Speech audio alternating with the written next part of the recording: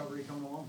It's coming. Yeah, it's good. I mean, I think it's definitely been a process throughout these months or whatever, however long it's been. You kind of lose track when you're attacking each day. So it's been really good though. You look at things a little differently. You kind of itch to get it back out there and stuff, but just attacking it day by day and really the phases that they've laid out for me. So we've already gone through a few phases, and now it's kind of pushing to the next thing, and just obviously the ultimate goal is to get back out on the field and do everything. So just pushing towards that goal.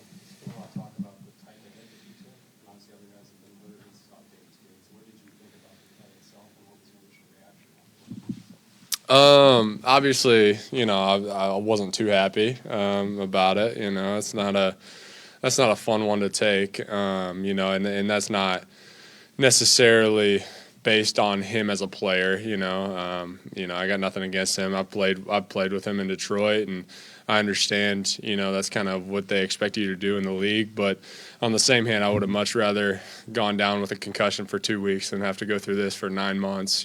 So. That's definitely a different conversation.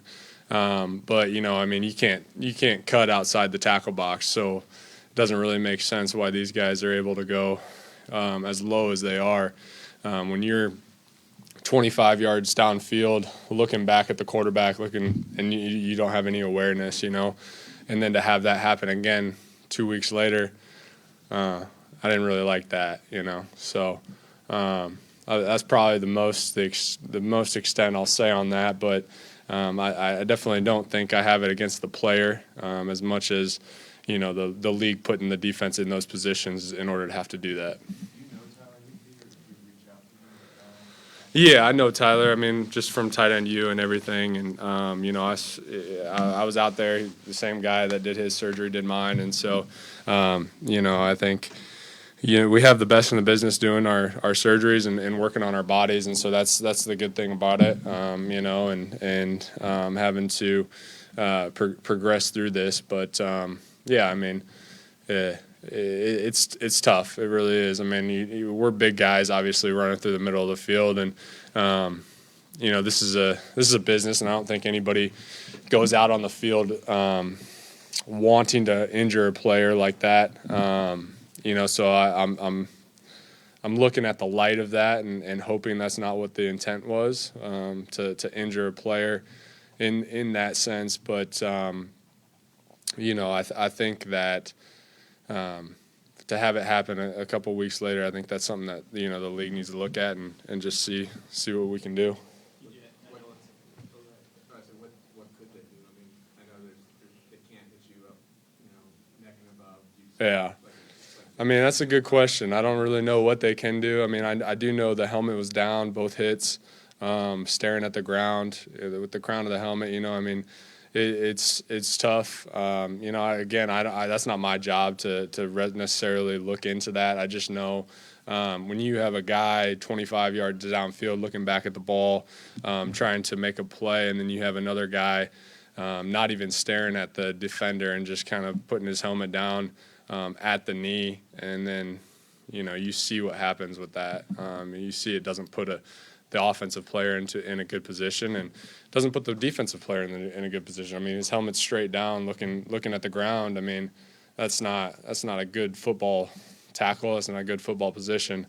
So I guess that's not necessarily, again, my job to look at that and understand. I'll leave that to the league, but we're not able to cut outside the box, and so I don't necessarily understand why those guys are able to go low either, especially on a guy that's looking back.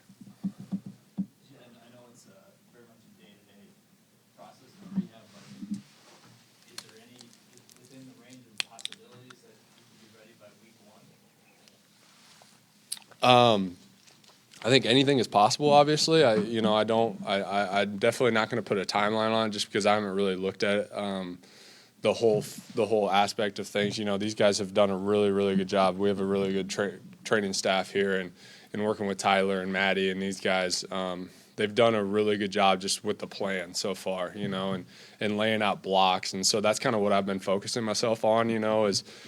the first few weeks was getting the swelling down and doing all that and trying to get the MCL to heal, which it did end up healing before surgery, so they didn't have to touch that during surgery, which was huge, and so that was a big thing. And then for Dr. Elitrosh just to go in and fix the ACL, he said it was perfect. Everything went fantastic, and it was very straightforward. So that was another big step, and then to have those 3 weeks where you're getting the swelling down and everything was good. Was able to fly back to Nashville and start to do my rehab there with Maddie and Tyler coming down and checking on me and going through rehab. And so check that box, So these guys, and I really do give credit to Minnesota Vikings and the training staff and the people upstairs for, setting me out to be the best that I can be in these blocks and really coming up with a plan to make sure that, whatever the timeline is at the end, just to make sure that these few weeks and these blocks are attacked and set out in standard that will get me back to the best I've been playing. So. There's so much talking in NFL about concussion, so I'm just curious, your comment about rather having a concussion. Is that just based on the timetable to recover? Yeah, I think that puts me out 2 weeks, 3 weeks. This puts me out 9 months. You can't even train. I'm squatting, I'm doing stuff. I'm doing my rehab and getting back. But I would have had a normal off season, been getting ready to go for this season. I know obviously some are worse than others, and I don't want to go down that train of what's worse, what's better, what's this. But I've had a concussion. It took me a week. So I'm just looking at it from that pure time stamp and that pure timetable. Is there ever any serious conversations with players around the league about where to get you guys and how to tackle it? Say, like, hey, I'll help you pay a fine if you don't take my No, that never happens. You really, honestly, you put into the trust that you go out and guys bounce around from team to team, and this is truly a business, and you understand that, and you go out trusting the defense not to take you out. You trust the offense not to take you out. You trust the players are going to protect each other. That's really what you want. And obviously sometimes that doesn't happen in the heat of the game, and that's understandable. But the fact is that you don't want a guy coming in like, hey, I'm going to do this to this guy, and obviously, that I hope that's not what the case was, and I hope that's not the case in any player. And I like I say, I'm not saying that is or that isn't, but that's you really want the players to protect other players, and whether it's taught or it's not taught from the team or from the league, you just want to be able to protect another guy because that's his career, that's his livelihood, and you don't want to affect that in any sense, and that's what it's done. You never know.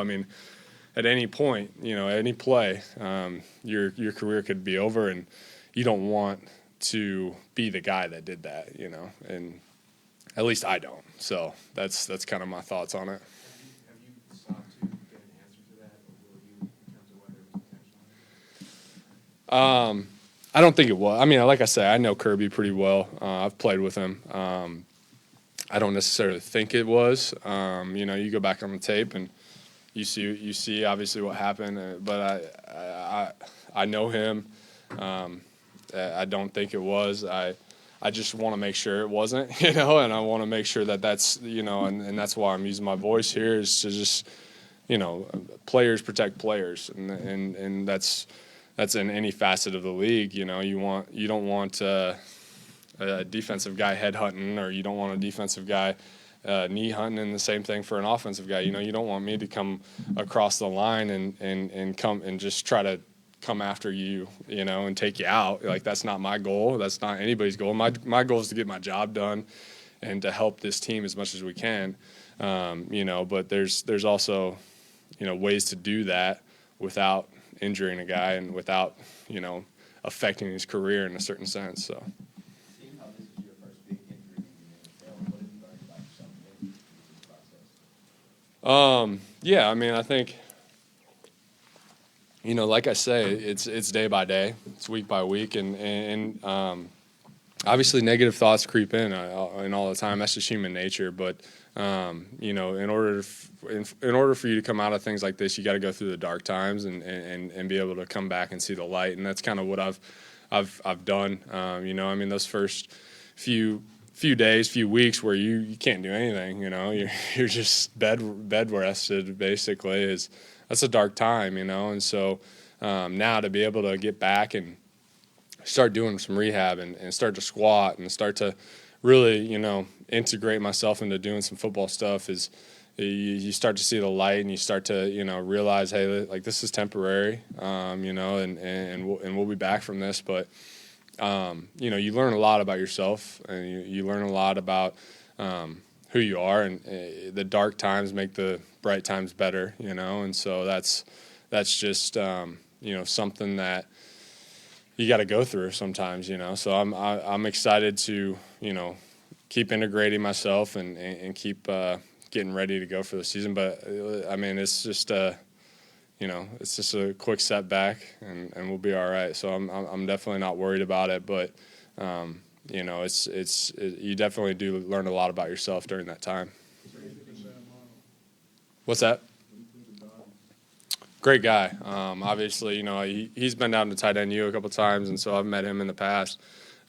Great guy. You know, played with George for a little bit, which obviously George and I are best buds. So I know quite a bit about him, and just excited to have him in the building. You know, I mean, our whole quarterback group is you know, I said this last year when Kirk went down, we have a lot of really good quarterbacks in that room, and we trust all of them. So just to have another guy like Sam and come in and, you know, learn this offense and be around, you know, obviously this is the first day just working with him, but to be able to do that and continue to do that, I'm excited about it. You talked pretty highly about Tyler and Maddie and kind of the plan and working with them. Like, what separates the way they've gone about it? You know, I think the big part is that they just really do care. You know, they don't really, you know, sometimes you get, and in some of these aspects, again, you know, it's a business and you know, they want you back at this certain point and they want you to do this certain time and that kind of stuff. Whereas these guys have really just tried to care about you as a person and be like, hey, listen, like you're not here yet, but you will be. So let's wait. You know, and then there's a diminishing return. Like if they say that you can do this at this point, but, you know, the numbers are showing that you can't and you are, or the opposite, you know, they're saying you could do this later, but you're able to do it now, and, you know, you can integrate that. It's more set out based as a person and what you're able to do, I think, more than, hey, this timeline. And the testing that these guys have done and the fact that, you know, I was doing a lot of rehab down in Nashville, and those guys came down and sat around and watched rehabs, watched workouts, watched these things. You know, that's huge. That doesn't happen everywhere. And you know, that's just really a big credit to the Minnesota Vikings and who they are and the organization that they're building and that we have here is truly special. It really is. And to see that firsthand, you know, you hear about it, but to see that firsthand is huge. And so that does nothing but help this organization, help the trust that we have in those guys. So. You mentioned squatting. What are you able to do physically right now? Yeah, I mean, I've started to integrate myself into the weight room and do stuff like that. You know, that's kind of the block we're in is just getting back to the squats, getting back to the, you know, single leg balances, RDLs, all that stuff, and to be able to do really control it and to, you know, I mean, I'm walking fine now, doing everything. I've been able to walk since, you know, like week 2 or 3, and so just gaining that muscle back and getting the stabilization of the knee and everything, and just making sure you can control it before you start running. So that's coming, and to be able to integrate myself onto the field is going to be huge. But yeah, like I say, it's just they have a sheet, they have goals of this block, you know, then they'll have a sheet, goals of that block, you know, and so it's really cool just to see, you know, these guys lay it out in such a manner, you know, and to be able to kind of work through that rather than, hey, I want to get back at this point, let's do that, and just, hey, you mark that goal, you mark this goal, you mark that, and so you can kind of see it throughout the entire process, which is really incredible. Last couple for TJ. Do you feel like the dynamic will kind of change with a new quarterback, whether it's Sam or someone else? And all of you guys have been in the offense. You got a lot of linemen returning, weapons returning, bringing in someone who's new to the offense, and you guys helping guide that player along. Yeah, I think that'll be great. I mean, obviously KO is really good at teaching the offense. I mean, when I got traded here, to have KO and Ange and was able to kind of at least be able to play 60 snaps in that first game, these guys are really good at teaching this offense, and it makes sense. And so to have a guy come in and he'll be able to learn the ins and outs just because of how we teach it and how it makes sense. You go to some places and it's straight memorization, and that's a little harder, rather than coming here and hey, this means this for a reason, and this is why we do this, and this is why we do that, and so that's huge, just as a mental capacity to be able to learn it and then not forget it, because memorization, you can learn it, but then you forget it in a week or two. So I think that's huge, and then to be able to have us, we're able to help out in certain situations, and we learned that last year throughout the year, when a guy comes in, the quarterback position, they got a lot to look at, so something's going on, you can be like, hey, you gotta do this, or hey, this is going on in the huddle, and you can kind of help them in a certain sense. So it is nice to be able to have, obviously JJ, who's been in this offense for as long as KO's been here, me having it for a year and a half, and JA having a year under his belt, and obviously the whole line's been here since KO's been here, and so that's huge to be able to have a veteran group like that, and to be able to help out in that certain sense. Say that again. Obviously, yeah. I mean, that's going to be a big dynamic. I mean, he's such a great player, was such a great player in Green Bay for a long time. And, yeah, I mean, we're excited to have him here in purple for sure. I mean, I've heard nothing but great things about him, just being able to meet him for a little bit today. And seems like a awesome dude, and I'm excited to have him on our side for sure. Don't have to see him running down the sideline on our sideline, so it's good. Oh, I mean, she's absolutely incredible. I mean, just a true star, and the way that she's been able to change that sport and to bring the viewership to the sport. I mean, I was walking in the airport the other day, and I'm hearing people talk about women's basketball and Caitlin and how she can pull up from wherever, and she can sink it, and that's just incredible. But it really goes to show. Obviously she's a great basketball player, but she's a great person. What she does off the field, and that's a heavy burden to have to wear. I mean, somebody, everywhere you go, people are looking at you. Everywhere you are, people are expecting this highly of you, and she just carries it so well. And she's truly a special person and a special kind. And so she's going to do great in the WNBA. And we're just excited to, as a Hawkeye, we're excited to watch her do that. So, Thanks, everyone. cool. Appreciate you guys. Thank you.